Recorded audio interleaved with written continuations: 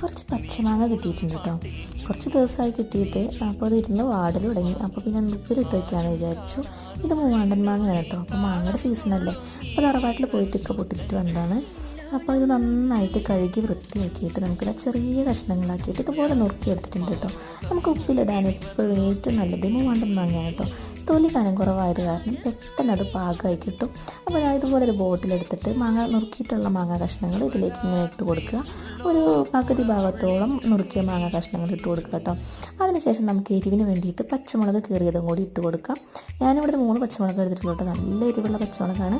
എന്നിട്ട് നമുക്കിത് മാങ്ങ മൂടുന്ന വിധത്തിൽ കുറച്ച് വെള്ളം ഒഴിച്ച് കൊടുക്കുക കേട്ടോ. ഒരു 3/4 ഭാഗത്തോളം വെള്ളവും ബാക്കി വിനാഗിരിയാണ് കേട്ടോ ഒഴിച്ച് കൊടുക്കുന്നത്. എന്നിട്ട് അതിലേക്ക് നമുക്ക് ഉപ്പിട്ട് കൊടുക്കാം. കുറച്ച് കൂടുതൽ ഉപ്പ് തന്നെ ഇടണം കേട്ടോ. എന്നാലാണ് ഈ മാങ്ങയിൽ നന്നായിട്ട് പിടിക്കുള്ളൂ. അതിനുശേഷം മൂടിയിട്ട് 2-3 ദിവസം വെച്ചാൽ മതി കേട്ടോ. അപ്പത്തിനത് പാകമായിട്ടുണ്ടാവും. ചോറിൻ്റെ കൂടെ ഒക്കെ കഴിക്കാൻ നല്ല അടിപൊളി ടേസ്റ്റാണ്.